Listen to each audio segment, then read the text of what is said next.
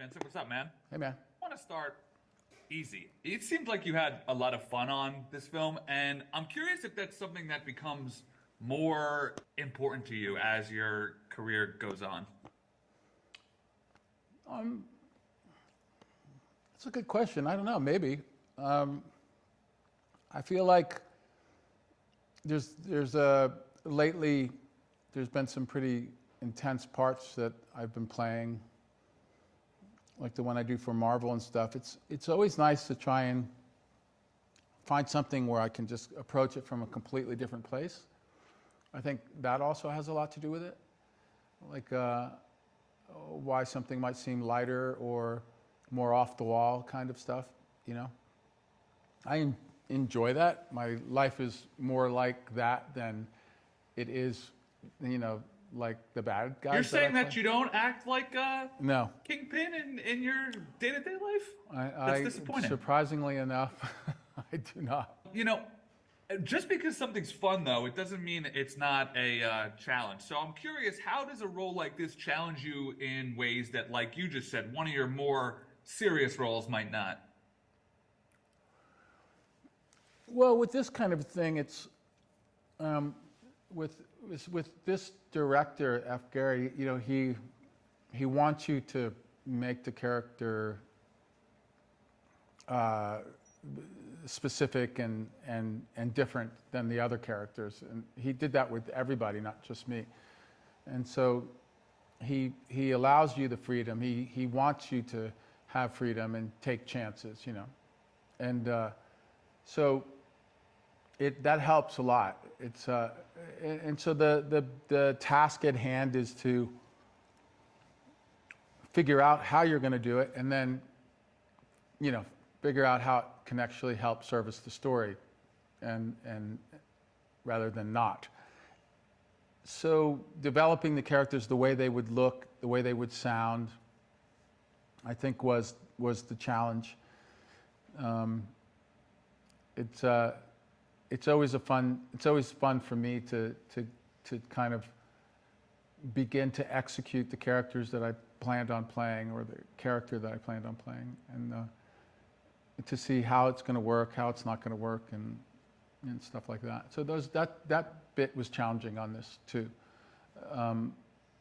but mostly because of the rest of the cast, there was a lot of chemistry between us naturally. So I felt very comfortable with this cast, just exploring. Even when my character was just being normal, the normal man that he was, I felt very comfortable just exploring anything I wanted to at any given time. And that has a lot to do with the trust and the relationships between the rest of the cast and myself. I saw you from a few years back tell Rich Eisen about how you had a flat in London, and I'm curious if the British version of Denton was based on anyone that you had known at that time. He was a combination of a few people. It's a combination. I won't give names. But it's a combination of a director and an actor that I know, that I've known. Do you have a favorite heist film? And if so, how did you let that influence how you played this part? Only in that there's several heist films that I've watched. I think it's a great genre, and it always has been for many, many years in cinema, And I think that it's a part of crime drama that really doesn't really have a place other than in cinema. There's thrillers, there's mysteries that can be done on stage and stuff, but a heist film works in cinema really well. And so there's been a lot of them, 40s, 50s, 60s, 70s, 80s, all the way up till now. And they always seem to work in some way. I mean, that kind of structure seems to work, and some are better than others. Because it allows you to root for bad guys and not feel bad about it. Well, yeah, there's that, but there's also this kind of thing. There's only a certain type. There's only a couple of genres that we know really well as people. And we allow it to fool us every time, even we know it's a movie. You know, a heist movie is one of those kind. Adventure movies are like that, and science fiction movies are like that. But a heist movie is very distinct because it's not really a science fiction film. It's a real film with real people most of the time, right? So, but we still, as an audience, like we do with comedies, we let ourselves be fooled. We let ourselves think, oh, they might not get away with this, but we know in the end they are going to get away with it, you know. And so it's one of those very particular kinds of genres. This is a big one. If you could steal any role for yourself in the entirety of film, what would it be and why? Like, if there's just one part that you think to yourself, man, I would have loved to play that. Oh God, that's a horrible question to have to answer. I'm sorry. Because, you know what I mean? Because only because if I like it, that means I like it because of the actor's performance, really. Because, you know, right? Because I don't remember ever reading a script that somebody else did, and I now want to steal it from them. You know what I mean? So it's a difficult question. I've always there's a thing that Alec Guinness did when he was younger called The Laughing Detective. I've always wanted to. Oh, I think I've heard of that. Yeah, I think I've heard of that. Yeah, it's a particular part. When I was younger, I would have liked to have done a movie like Peter O'Toole did, and there's a movie called The Ruling Class, which is it's right up my alley when it comes to the kind of performance it takes to pull off that particular character that Peter O'Toole played. If you ever have a chance to see The Ruling Class, you'll understand exactly what I mean. It's a tour de force when it comes to a character actor. So yeah, there's parts like that.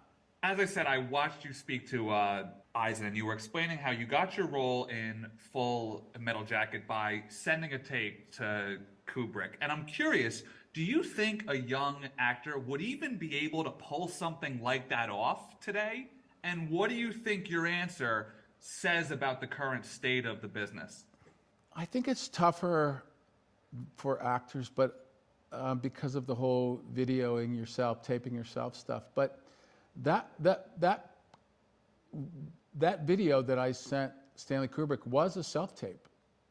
You know, we had to go and rent the camera. The cameras were about like this big back then. They were like, and we also had to rent a deck with it. It was like this enormous thing. It cost me more money than I could afford at the time just to rent it for a few hours. And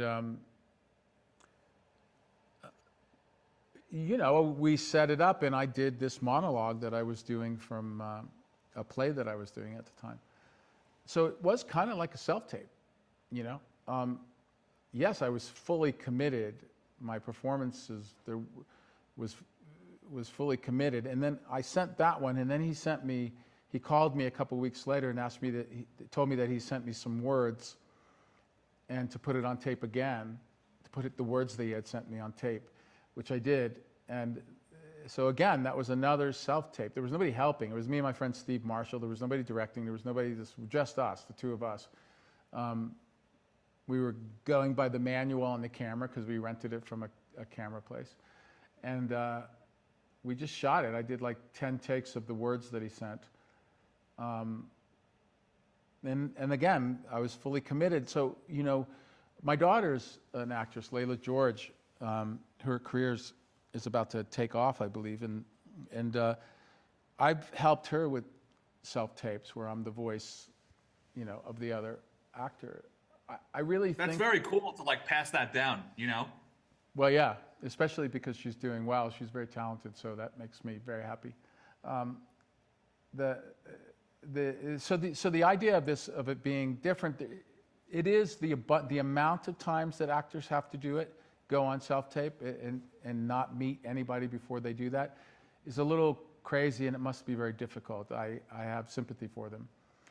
But in the end, if you want a good shot at a part, you have to be fully committed, and you can't let anything stand in the way of yourself, and you can't let the tribulations of doing a self-tape keep you from doing a great performance if you have one in you.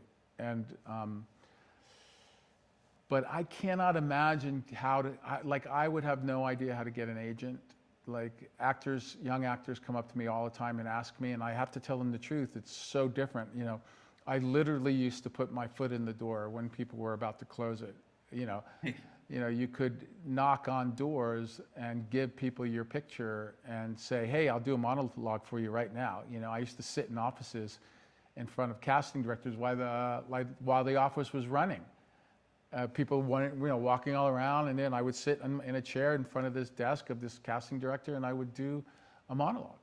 You know, like that's how I got my first play. That's how I got my first agent. It was that way, and well, that's why I have you nothing. say that, it I have struck nothing me. to give them these days. I have nothing, no advice I can give them other than to do whatever you can to get your foot in the door, even if it's just a metaphor these days. You know. It just struck me because of the breadth of work you've done. You've done tentpole stuff. You've been on a long-running TV show. You've been in prestige dramas. So you've literally seen it all. So I'm just curious, like how it feels to watch the business you're in change drastically while you're in it, and now that the move that you pulled to get the role that changed your career, pulling that move these days is not as possible as it was once was, I don't think, because I'm trying to picture like Martin Scorsese or Chris Nolan just like taking a tape from somebody that they've never heard of, and I don't even know if that happens today anymore, you know? Yeah, I hear you. Yeah, I don't know. I mean, I do hear stories that are similar to mine still every once in a while. Like I do hear stories where actors and actresses have just been plucked out of never doing anything before and gotten parts because the director saw their tape. And you know, like I just finished working with this actress Alekwa Cox in this new Marvel show that's coming out. I just got those today. I can't wait to watch the screeners. Yeah, it's coming out January 10th. She's never did anything before Hawkeye, you know, and I worked with her on Hawkeye as well as other people. She's a badass. Yeah, and she's, you know, she just got cast out of nowhere, you know, so to speak, you know. So you had brought up Daredevil. Have you seen the new scripts at all yet? They had brought on a new team. Yeah, I cannot answer that at all. It was a nice try. He did well. I'll give you that. But I cannot speak about that at all. We are in the middle of the production, and it's coming out great. And we're putting everything we can into it and trying to get it right, no matter how long it takes us to do that. And so what's going on right now is just Charlie Cox and I are just extremely happy with what's happening. And like I'm right in the middle of that, of playing Wilson Fisk, that character. So I'm stuck in this place where I know everything about it, but can't say a word. Well, let me just say I'm very psyched for you because your passion for this character and this world was so clear. So, and how much legwork you did to make sure that it got to the point it's at, I think is something as a fan, it's inspiring to see the passion on your side as much as we have it on ours. Yeah, I'm going to keep trying to. I feel the same way, actually. You know, the passion from you all, from the fans and stuff, is what keeps Charlie and I going. I speak for Charlie about that because we talk about it all the time. We know that we have to get it right, and that's how it's always been with these characters for us, and it is for most of the people who play Marvel characters. But I think for Charlie and I, with the original Netflix show, you know, the more the fans were saying, get it right, we were like, okay, like, you know, it helps us a lot. It inspires us a lot. Echo is the first in the Marvel Spotlight series, which I think has been a long time coming. And again, I'm not trying to like gotcha at all. So if you want to pass. Do you know if Daredevil is going to be under that same banner or? Oh, for sure. Oh, I mean, okay, cool. That's my opinion. I would imagine that it would be. I mean, nobody has said, "Hey, did you know this is happening?" No, nobody's said that. But it is the same, of the same tone and feel. And then, the attention that the big bosses are given to it is extraordinary, and Charlie and I are just amazed at how much they care about this series, and it's I can't imagine it being treated any less. I just lost my train. Oh, right. I had brought up that there was a new team brought on, Benson and Moorhead. Do you know their films? I had loved their work for a while. Yeah. And then they had just come in and blew people away with Loki. So I'm curious. And Moon Knight. What about Moon Knight? and Moon Knight, of course. To be fair, though, I was a bit more